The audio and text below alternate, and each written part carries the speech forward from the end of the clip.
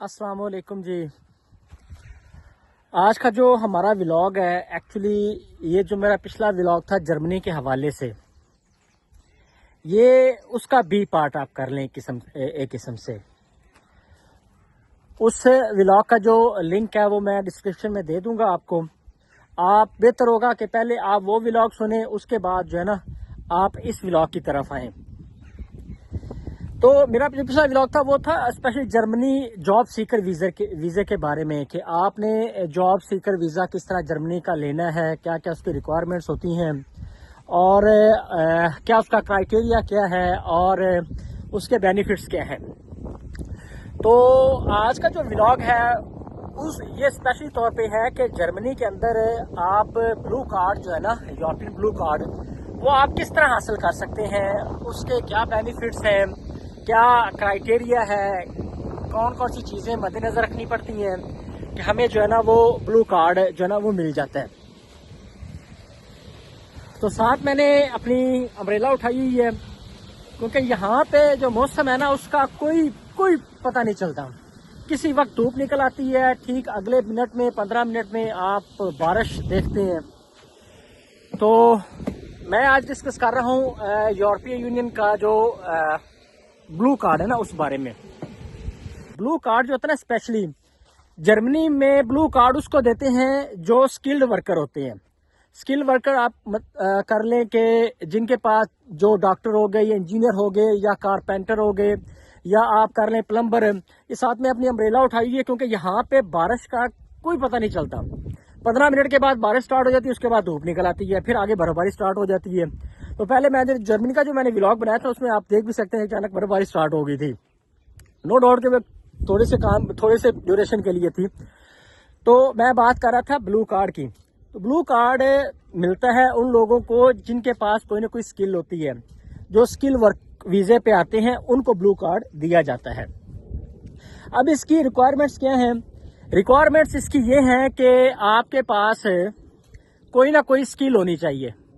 Skill means आप कर लें कि आप कारपेंटर हो, या आप डॉक्टर हैं, या आप कर लें कि आपके पास जो है ड्राइविंग लाइसेंस है किसी चीज़ का, या आप जो है ना वो टाइल मैसन वगैरह आपके पास स्किल है घर वगैरह बनाने की, या आप कर लें कि आपके पास जो है ना फोक लिफ्टर आप हैं, आपके पास ये स्किल है, या आप प्लम्बर हैं, या आप कर लें कि आप जो है ना वो इलेक्ट्रिशियन हैं। तो ये स्किल्स हैं। जिन लोगों के पास ये स्किल्स होती है ना उनको ये ब्लू कार्ड दिया जाता है। तो क्या होते हैं ब्लू कार्ड के जो क्राइटेरिया क्या है लेने का? वो ये है कि आपके पास एक स्किल होनी चाहिए, उस स्किल के अंदर आपके पास कम से कम 3 साल का तजर्बा होना चाहिए।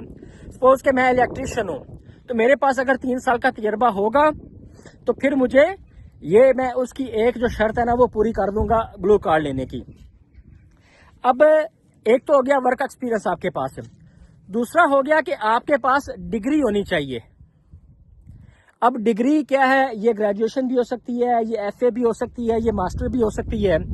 और आपकी जो डिग्री होनी चाहिए ना वो आपके रेलेवेंट एक्सपीरियंस से मैच करती हो। आप एग्रेरियन है, ठीक है, और आप एज ए टीचर काम कर रहे हैं। अब एग्रेरियन जो होता है डेफिनेटली, क्योंकि मैं एग्रेरियन हूँ, मुझे इस बारे में सारा इल्म है। तो अगर आप एग्रेरियन हैं और आप टीचर लगे हैं किसी स्कूल में और वहाँ पे बायो फिजिक्स केमिस्ट्री वगैरह मैथ पढ़ा रहे हैं, तो ऐसे नहीं चलेगा। अगर आप इलेक्ट्रिशियन हैं तो आपके पास डिग्री भी इलेक्ट्रिशियन की होनी चाहिए, ठीक है। अब क्या है कि आपकी डिग्री के मुताबिक रेलेवेंट फील्ड में आपके पास एक्सपीरियंस होना चाहिए कम से कम 3 साल का, ठीक है। 7 सालों में सपोज कि आपने डिग्री खत्म की है 2015 में और 2022 आ गया है, ठीक है। तो पिछले 7 साल के अंदर आपने कम से कम 3 साल जो है ना 3 साल आपने अपने रेलेवेंट फील्ड में काम किया हो, एज इलेक्ट्रिशियन काम किया हो। ये दूसरी शर्त इसकी पूरी हो गई है कि आपकी जो डिग्री होती है ना ये जर्मनी की डिग्री के इक्विवेलेंट होनी चाहिए। आया कि अगर आपने 12 की हुई है तो जर्मनी की डिग्री की जो 12वां लेवल होता है, ठीक है, 12th लेवल, उसके साथ मैच करता हो। मैं आपको लिंक में शेयर कर दूंगा जहां से आप अपनी डिग्रीज को ना देख सकते हैं कि आया कि आपकी जो डिग्री है ना वो मैच करती हैं या नहीं मैच करती हैं इसके साथ। उसके बाद आपके पास जो है ना यहाँ का जर्मनी का ऑफर लेटर होना चाहिए। ऑफर लेटर मींस आपके पास कोई कॉन्ट्रैक्ट होना चाहिए किसी कंपनी की तरफ से जो आपको जॉब्स देने जा रही है, जहां पे आप काम करने जा रहे हैं, वो एक ऑफर लेटर होता है, ठीक है। लेकिन उस ऑफर लेटर की मियाद जो है ना कम से कम 6 मंथ हो। ये नहीं कि 2 मंथ का आपके पास ऑफर लेटर है, ये 3 मंथ का आपके पास ऑफर लेटर है तो आप जी चले हैं ब्लू कार्ड लेने, नहीं, ऐसी बिल्कुल नहीं होती। तो आपके पास कम से कम 6 मंथ का ऑफर लेटर होना चाहिए, आपके पास एक्सपीरियंस होना चाहिए, किसी फर्म में आप काम कर रहे हो, 6 महीने आपको गुजर गए हो, तो फिर आप अप्लाई करें तो आपको जो है ना वो ब्लू कार्ड दे देंगे। ये चीजें थी ब्लू कार्ड की। अब इसमें चौथी जो चीज है वो ये है कि आपका जो प्रोफेशन है ना, जो आप जिसमें आप काम कर रहे हैं, जो भी फील्ड है, उसकी पर ईयर जो इनकम है आप जो कमा रहे हैं 1 साल के अंदर, इसका जो आपका पे थ्रेशोल्ड जो है ना वो कम से कम 45,000 यूरो होना चाहिए, 45,000 यूरो। और ये जर्मनी के अंदर नॉर्मल एवरेज तनख्वाह है 45,000 1 साल की। यहाँ पे यूके की अगर आप बात करें ना तो यूके में आपको अगर आप काम करें 1 हफ्ते में, मैं कहता हूं कि आप 1 हफ्ते में 60 घंटे काम करें, ठीक है, तो आपकी तनख्वाह बनती है मैक्सिमम 2500, ठीक हो गया। 2500 1 महीने में आपकी बनती है। तो अगर आप इसको 2500 को आपस में 1 साल में करें तो ये 30,000 बनता है, ये 30,000, तो 30,000 पाउंड बनते हैं। जबकि आप अगर एवरेज जर्मनी में जॉब कर रहे हैं ना तो आपकी जो एवरेज तनख्वाह होती है वो 40 के लगभग होती है, 40,000 यूरो के लगभग एवरेज तनख्वाह। लेकिन अगर आपके पास कोई स्किल है तो ये 45,000 तो बहुत कम है, आप तो 55 क्रॉस कर जाएंगे। तो ये मैं बात कर रहा था कि आपकी जो पे है उसका जो थ्रेशोल्ड है पर ईयर पे आपकी वो 45,000 होनी चाहिए। तो फिर आप एलिजिबल हैं ब्लू कार्ड लेने के, जर्मनी का ब्लू कार्ड लेने के। अब जो जर्मनी का ब्लू कार्ड है इसके कुछ बेनिफिट्स हैं। बेनिफिट्स ये हैं कि अगर आपके पास ये ब्लू कार्ड है, इसकी जो म्याद होती है, ड्यूरेशन होता है, आप कर लें, ये 4 साल होता है। ब्लू कार्ड जिसको भी दिया जाता है ना वो 4 साल के लिए दिया जाता है। अब आप किसी फर्म में जॉब कर रहे हैं, आपने 1 साल जॉब की है, आपने 15 महीने जॉब की है, आपका दिल किया कि जी मैं अब इस फील्ड में मजीद जॉब नहीं कर सकता, तो मैं कोई और जॉब तलाश करता हूं, मैं कोई और जॉब लेता हूं, तो फिर आप एक वो जॉब छोड़ के एक नई जॉब लेंगे। लेकिन उसमें देखा जाएगा कि आया कि आपकी पे का जो थ्रेशोल्ड है वो 45,000 से क्रॉस कर रहा है या उसके इक्वलेंट है या नहीं है। अगर वो होगा तो आप वो जॉब कैरी कर लेंगे, आपका ब्लू कार्ड आपके साथ रहेगा। अगर उससे कम हुआ तो आपके पास 3 महीने होंगे कि आप इस लेवल की जॉब तलाश करें। अगर आपको जॉब नहीं मिलती तो फिर 3 महीने के बाद वो कार्ड जो होगा ब्लू कार्ड वो एक्सपायर हो जाएगा और आपको जर्मनी छोड़ना पड़ जाएगा। अगर आप जॉब तलाश कर लेते हैं तो फिर वो ब्लू कार्ड आपके साथ ही रहेगा, आपकी जो जॉब होगी ना वो चेंज हो जाएगी। तो ये मैं बता रहा था आपको कि ब्लू कार्ड में आपके पास जो जॉब होती है ना उसका जो थ्रेशोल्ड होता है, जो तनख्वाह होती है वो 45,000 होनी चाहिए। अब आते हैं इसके बेनिफिट्स की तरफ। रिक्वायरमेंट्स बहुत कम है लेकिन इसके जो बेनिफिट्स है ना वो बहुत ज्यादा हैं। एक आम बंदा, ये भी ब्लू कार्ड भी एक किस्म का एक वर्क परमिट होता है, ये एक किस्म का वर्क परमिट है ब्लू कार्ड भी। नॉर्मल जो वर्क परमिट होता है वो भी आपके पास, उसके भी बहुत बेनिफिट्स हैं। लेकिन ये जो ब्लू कार्ड होता है ये आप इस तरह कंपेयर कर लें कि पंजाब पुलिस में एज ए ASI आप भर्ती हुए हैं तो आपके पास पंजाब पुलिस का वर्क परमिट आ गया। लेकिन अगर आप डायरेक्ट ASP भर्ती हो जाते हैं तो फिर आपके पास ब्लू कार्ड आ गया। इतना ज्यादा डिफरेंस है, इतने ज्यादा बेनिफिट्स का डिफरेंस है इसमें। तो मैं बात कर रहा था कि इसके बेनिफिट्स जो होते हैं ना ब्लू कार्ड के वो बहुत ज्यादा है। अब क्या है, सबसे बड़ा बेनिफिट पता है क्या है कि आपके पास ब्लू कार्ड है, आप यूरोप के 15 कंट्रीज के अंदर सिवाय डेनमार्क के और आयरलैंड के, जो इधर हमारे यूके के साथ मिलता है आयरलैंड, नॉर्दर्न आयरलैंड नहीं, दूसरा आयरलैंड, इन दोनों में वैलिड नहीं है। बाकी आप फ्रांस चले जाएं, ऑस्ट्रिया चले जाएं, आप बेल्जियम चले जाएं, कहीं पे भी जाके आप जॉब कर सकते हैं। ये इस ब्लू कार्ड का बेनिफिट है। दूसरा बेनिफिट इसका ये है कि आप पूरे यूरोप में फ्री ऑफ कॉस्ट सफर कर सकते हैं। अगर आपके पास ये ब्लू कार्ड है तो पूरे यूरोप के अंदर फ्री ऑफ कॉस्ट आप सफर करेंगे। कोई आपको रोकने वाला नहीं होगा, कोई आपसे नहीं पूछेगा कि भाई आपने टिकट ली है कि नहीं ली है, आप क्या कर रहे हैं, किधर से आए हैं, कोई चीज नहीं पूछेगा। कोई आपसे आपका पासपोर्ट वगैरह कुछ भी नहीं लेगा। वो सिर्फ आपसे वो देखेगा कि आपके पास ब्लू कार्ड है, आप पूरे यूरोप में कहीं पे भी सफर कर सकते हैं। इसके अलावा जो इसका तीसरा बड़ा बेनिफिट है वो ये है कि आप अपनी फैमिली को एज ए डिपेंडेंट्स, बच्चों को, बीवी को इधर बुला सकते हैं जर्मनी में। वो आपके साथ रहेंगे, उनको हेल्थ की फैसिलिटीज होगी, उसको एजुकेशन की फैसिलिटीज होगी, सारी मुफ्त होगी। इसके अलावा आपकी फैमिली जब इधर आएगी तो उनको किसी भी किस्म का जो है ना लैंग्वेज टेस्ट पास नहीं करना पड़ेगा। किसी भी किस्म का लैंग्वेज टेस्ट उनको जर्मन लैंग्वेज टेस्ट पास नहीं करना पड़ेगा। जिस तरह A1 B1 लैंग्वेज टेस्ट होता है, जब आप PR वगैरह लेते हैं तो आपको पहले वो टेस्ट पास करना पड़ता है, फिर आपको PR मिलती है।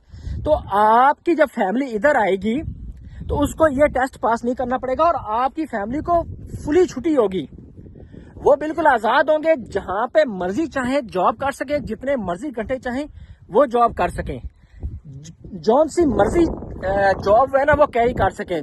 ठीक है, उनको वो बाउंड्री नहीं होंगे कि वो 45,000 वाली ही जॉब वो कैरी करें, वो 20,000 वाली भी और या आप कर लें कि 30,000 वाली भी जॉब कैरी कर सकते हैं।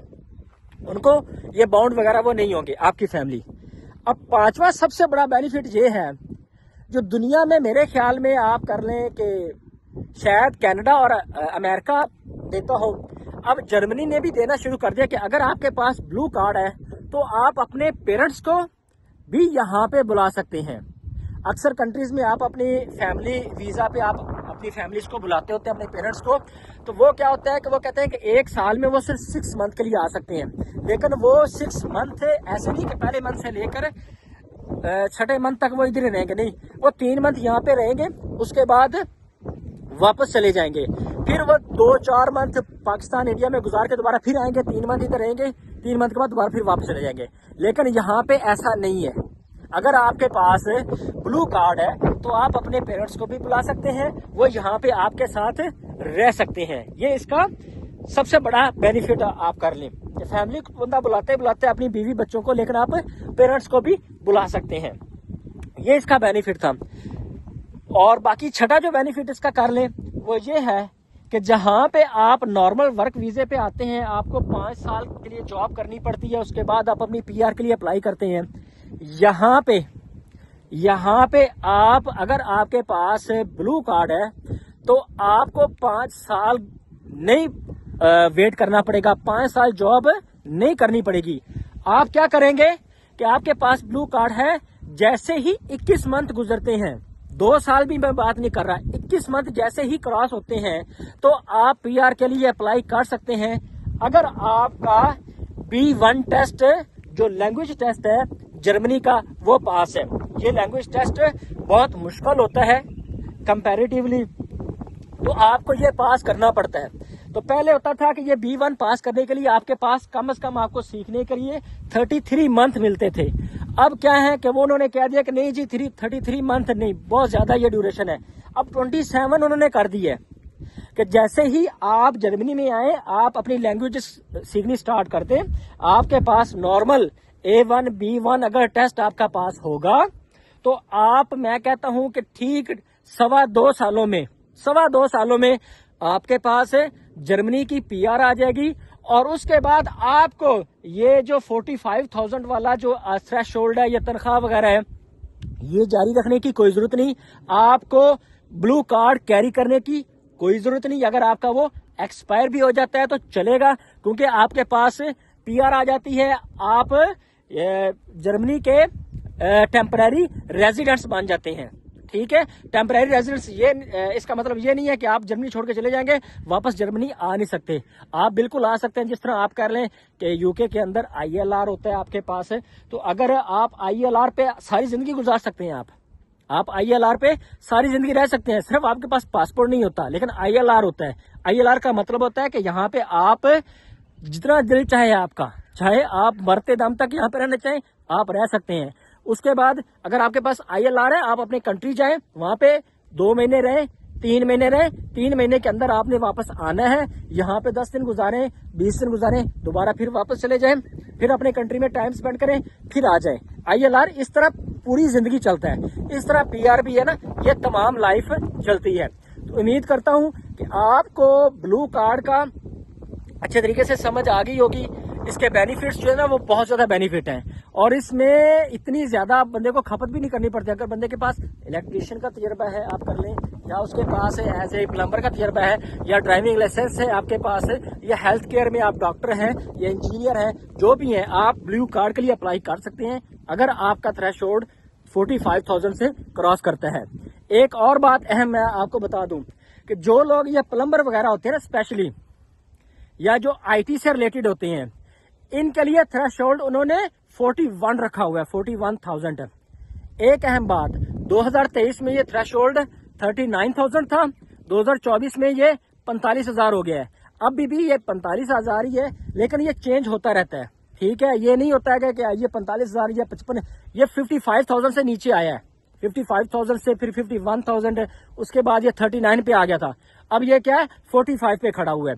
तो ये टाइम टू टाइम चेंज होता रहता है, इसलिए कोशिश करें कि आप जब भी वर्क वीजे पे आए तो यहाँ पे कोई ऐसी जॉब कैरी करें जिसका थ्रेशोल्ड 45,000 से ज्यादा हो, ताकि आप ब्लू कार्ड लेने के लिए आप एलिजिबल हो, और आपके पास ब्लू कार्ड हो तो 21 मंथ के बाद आप कोशिश करें कि आपको PR मिल जाए। तो दोस्तों के साथ शेयर करें, बारिश स्टार्ट हो गई है, मुझे भी जाना है, तो दोस्तों के साथ शेयर करें और सब्सक्राइब करें ताकि हमारे आने वाली हर वीडियो टाइमली आप तक पहुंच सके। बहुत शुक्रिया।